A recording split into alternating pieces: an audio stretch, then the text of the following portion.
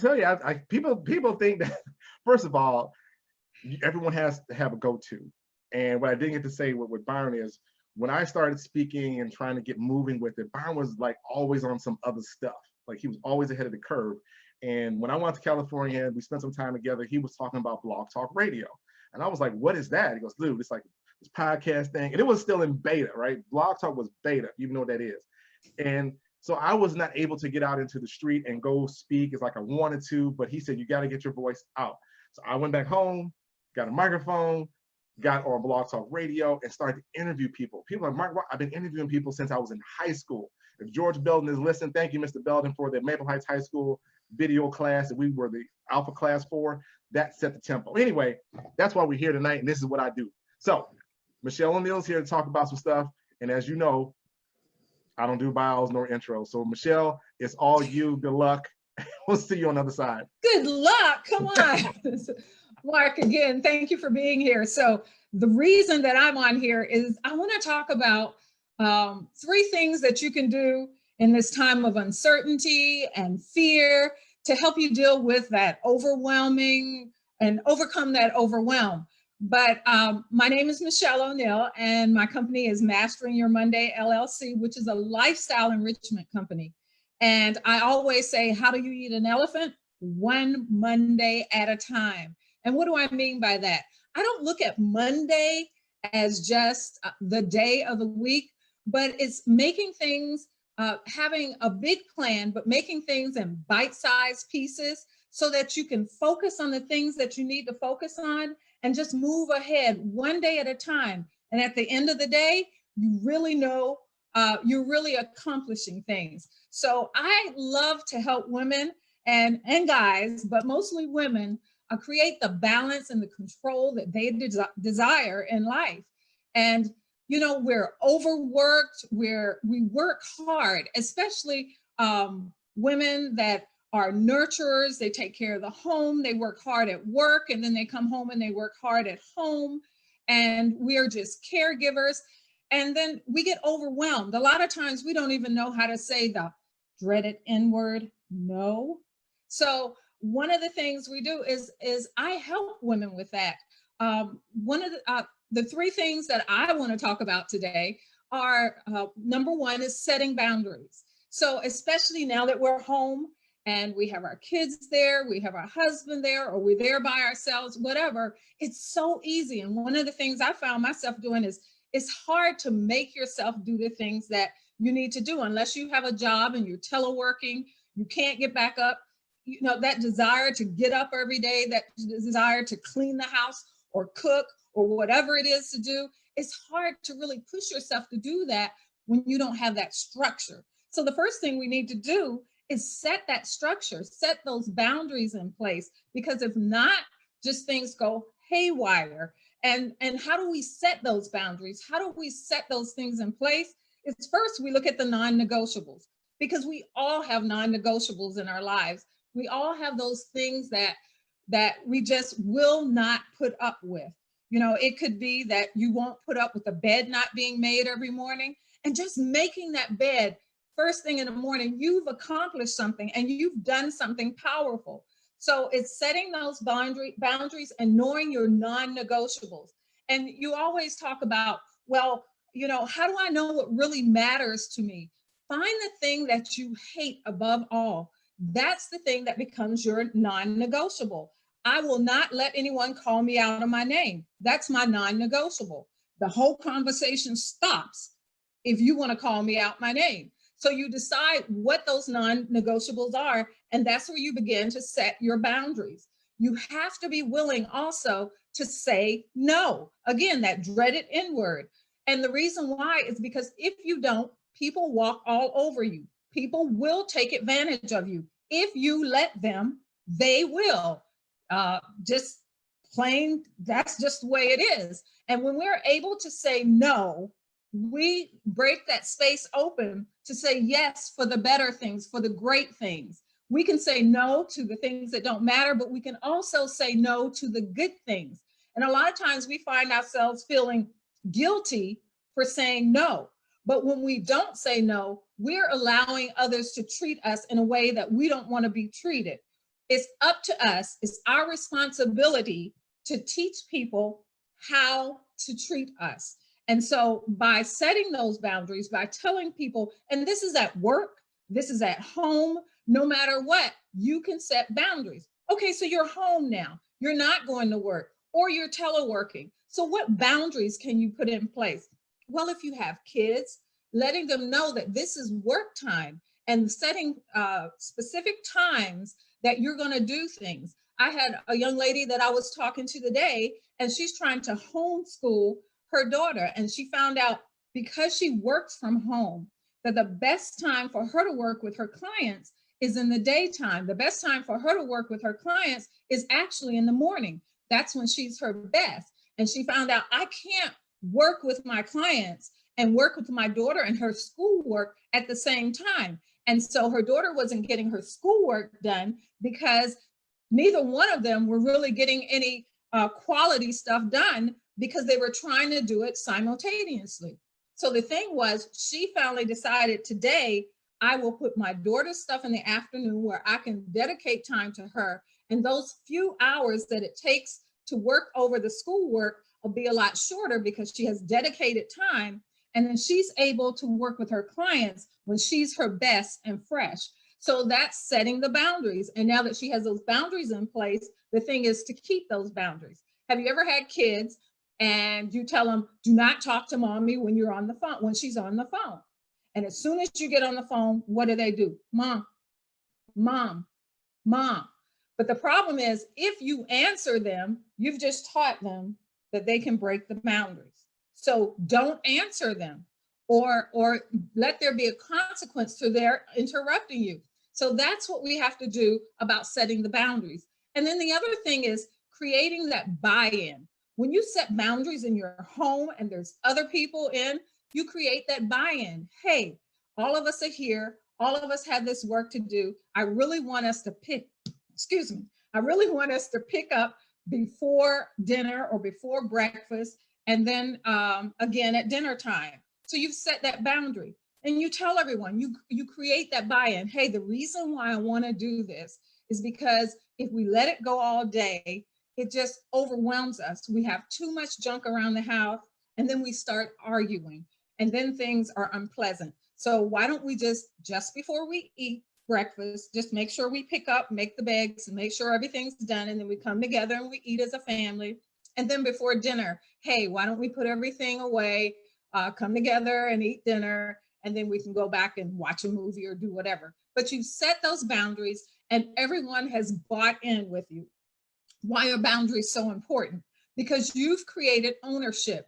You're saying, I'm taking control of what happens in my life. I'm taking ownership for what happens in my life. And then you're taking responsibility for it, because when it doesn't happen, when it does fall apart, it's because you didn't hold true and fast to the boundaries that you've created. The other thing is you want to make sure that when you set these boundaries, that you are willing to hold true to them, that you are willing to keep those. And so that takes us to our second one. And what that is adopting new language. So what do I mean by that? Well, in this time, we talk about social distances. Let me place another set or another way of looking at it. Why can't we look at it as physical distance? We are social beings. We are created to be social. We are created to be together. So why would we not be social? We can be physically distant. Like I can stand outside and talk to my neighbor over the fence or whatever, just like Wilson did in Home Improvement. But I don't have to be socially distanced. So what we want to be is physically distant, but socially connected. So one of the things I'm doing is making sure that every day I call my mother, but I'm not just calling her on the phone like I used to. I'm actually calling her on Alexa so we can see each other, because it's so important. Just like right now, we're here on Zoom so we can talk to each other. We're on Facebook Live so you can see me, so you know who you're talking to. That's important, that we're able to see each other, that we're able to see the body language, the expression and everything, because now we feel like we're with that person and we're a part of that conversation. And then third thing is we want to also be able to take everything to the mat. So what am I saying? Taking everything to the mat is creating that system, just like Byron had talked about, that if you ever remember stop, drop, and roll. When you're a kid, they taught you over and over and over again to stop, drop, and roll. And even though you thought it was stupid, if a fire broke out today, I bet you would stop, drop, and roll. It became habit. It became instinctive, and you did it without thinking. So what I do is I love to teach everyone to take it to the mat, so that no matter what challenge come in your life, no matter what happens in your life, just like thinking of things as that pit stop, we're going to take it to the mat, because all the real things happen on the mat. When you think of sports, that's where the toning comes into place. That's where the techniques and learning the right way to fight and the right way to do things, that right dance of life, that's what you do on the mat. So when we take everything to the mat, what I'm talking about is your mindset, is having a mind shift to those old mindsets. One of the things that I do talk about in my book, Mastering Your Monday, first chapter talks about patterns. What am I talking about? Have you ever decided that you wanted to do something like lose weight, and no matter how hard you try, and each time you try again, you always fail, or you always fall back on these old habits? Well, that's because we have old patterns. We have an old recording that we haven't dealt with. And until we deal with that old recording and we find out what it is that's keeping us locked into that old pattern, we can't change it. So we have to look at our mindset and change those old mindsets and have a mind shift to those old mindsets and create new patterns and new shifts. And then the other thing is we have to have an arsenal. So what is an arsenal? If you've ever seen the movie Kingsman, and he opened up this big room, and behind him was every gadget, every gun, everything you can think of, so that when he went out there to fight, he had everything he needed. He knew no matter what, he had the gadget or the thing that he would need to fight. Well, that's what we're to do. We have everything we need right with us, but it's how do I identify it? So you ask yourself, what is it that I already know?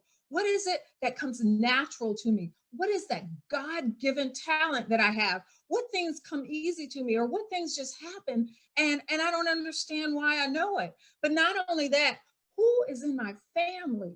Who is in my community? Who are my friends? Who are the professionals that I know? This is your arsenal. And when things happen in your life, even if you don't know what to do, I can just bet you know somebody else who can help you, somebody else that knows somebody that knows somebody that can help you through this. So don't be afraid. Use our community, use your friends, and talk to them.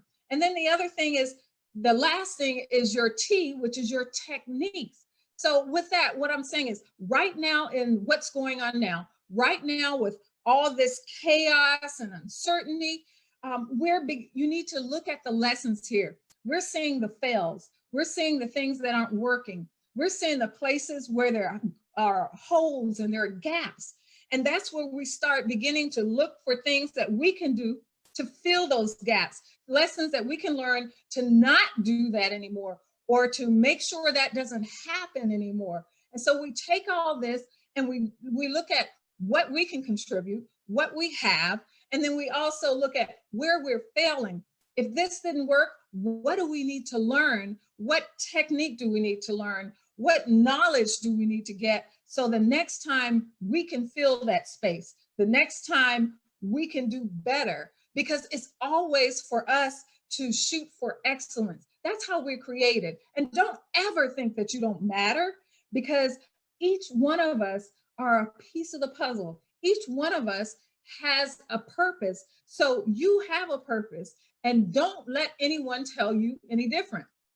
Mark, I could go on forever, and I am so excited, but you are welcome to hop back on here, because I know I talk so fast. Girl, I'm over here trying to keep up, but no, keep going. No, you got to the mat. I was like, here she come. Here she come with the mat. So do what you do. So like, first of all, thank you so much, Michelle, for your passionate message on the three things you said. That not your non-negotiable was it adopting a new language and then take it to the mat. Is that correct? Exactly. Setting boundaries, adopting new Yeah. language, and taking it to the mat.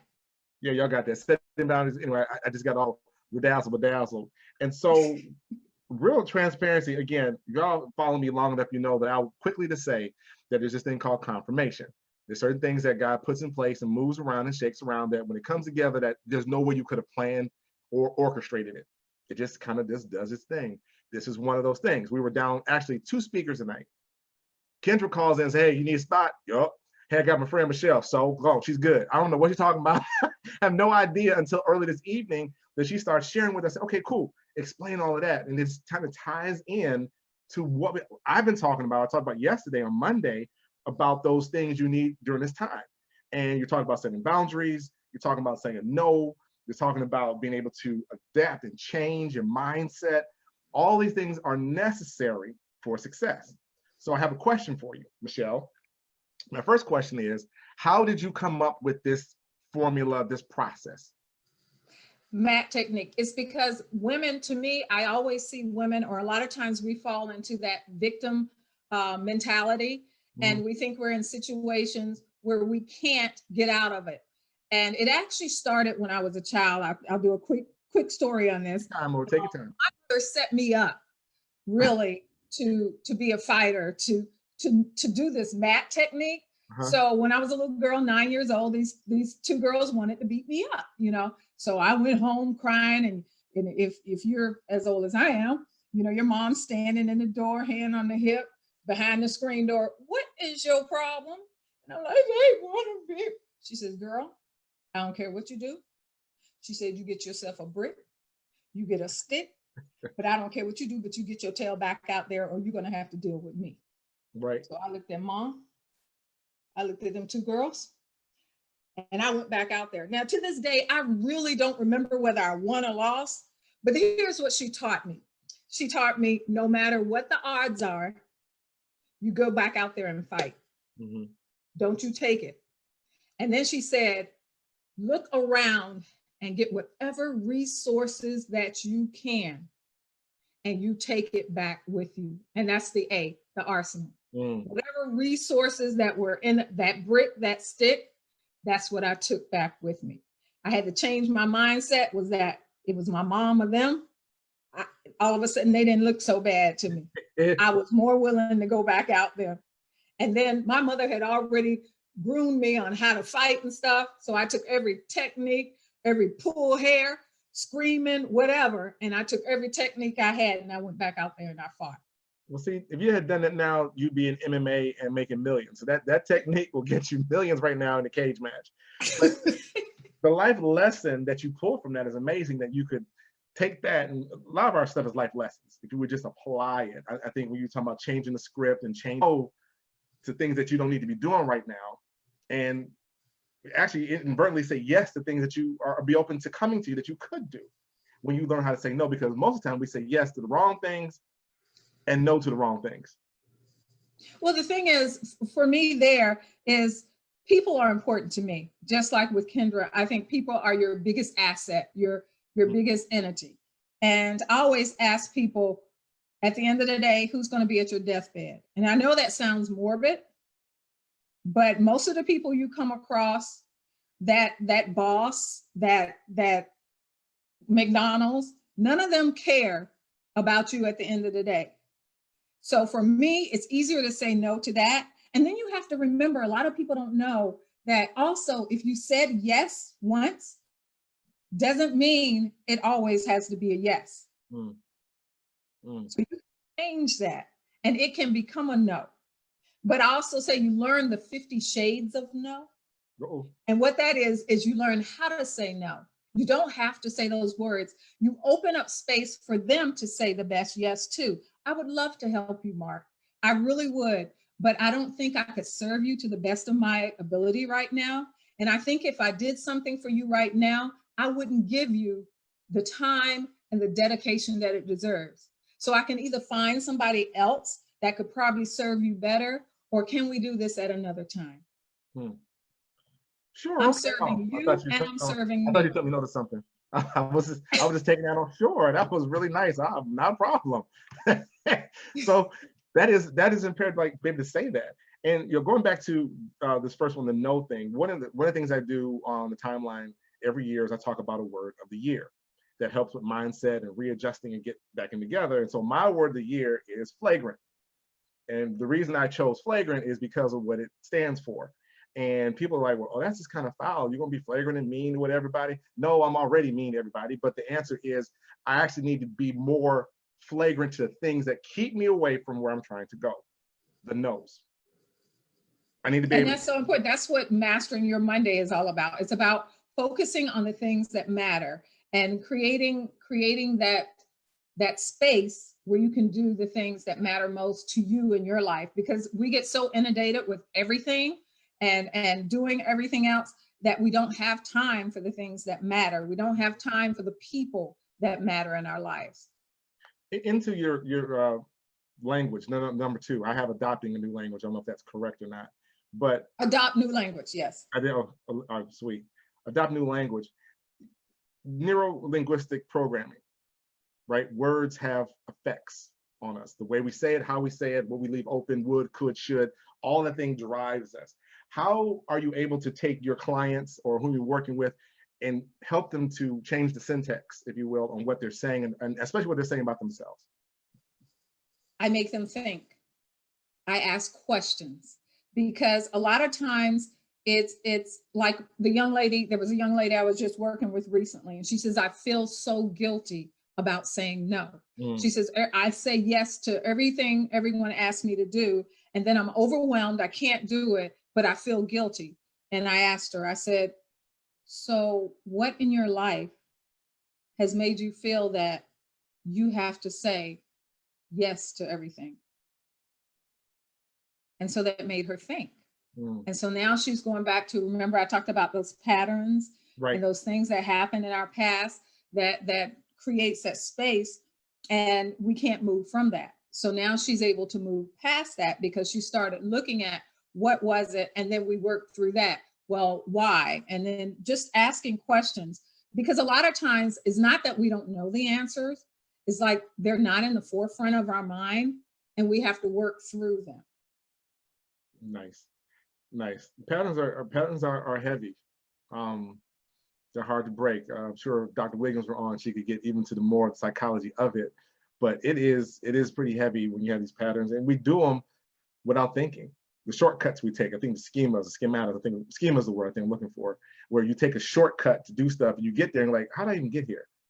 What did I do? Sometimes like you drive home from work and you can get home and go, I don't remember the turns I took, because we do it so often. It's so ritual and routine and whatever that you can blank out and not think about it, get home and go, what happened? That's not good. But that's kind of how our behaviors, and we're trying to attack success or are drawn into relationships, and we get into these old familiar patterns, and we're unable to break them because we haven't noticed them that they actually are a pattern, right? And then that's why I said, then your new pattern, if you know anything about neuroplasticity, is your new pattern. Use the MAT technique as your new pattern. So this just happened, the coronavirus.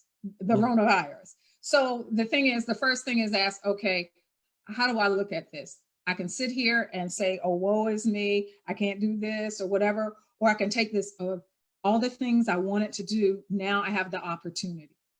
Now I'm home. I don't have to be at work. So I don't have all that commute time, especially here in DC area. I don't have that commute time. That's 2 additional hours that I wouldn't have had that I can work on my business. Oh, I wanted to do this. Okay, so what do? Now I can start putting that on my calendar. I can start doing these things that I want. So you see how I shifted, instead of, oh, woe is me. Hey, I wanted to spend more time with my husband. Hey, we can play games now. We can play Roomy Cube. We can watch a movie together. We're stuck here with there's Netflix. Hey, we can watch a movie together. We get on each other's nerves. I come back in here and work.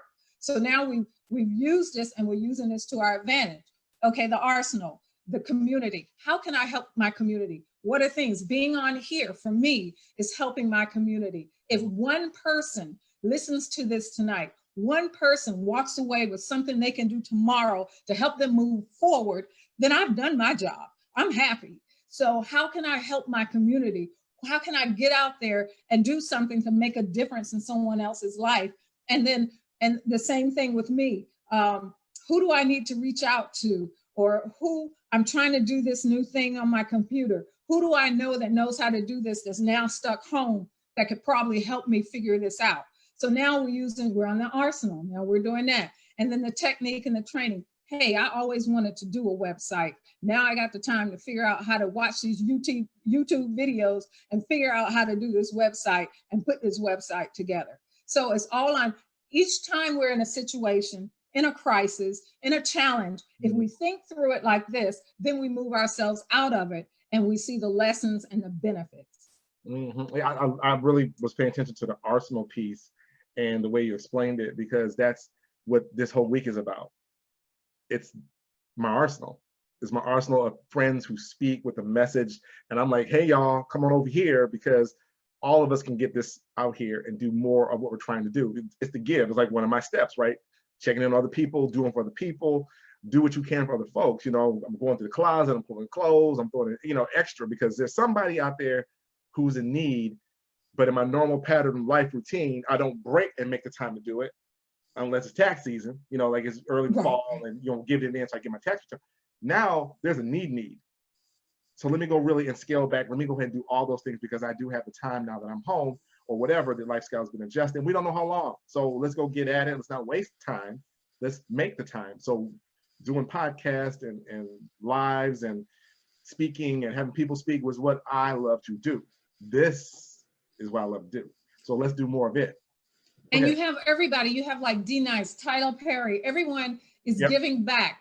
They're doing things, they're using their arsenal, they're using their talents, and they're giving them to others, and they're sharing them in the community. So I guess in a sense you can say we've all thrown open the doors to our arsenal and let anyone come in that can benefit. Absolutely. So Michelle, go ahead and drop all your handles and information so people can get to you, any coaching programs, offers that you have. This is your time.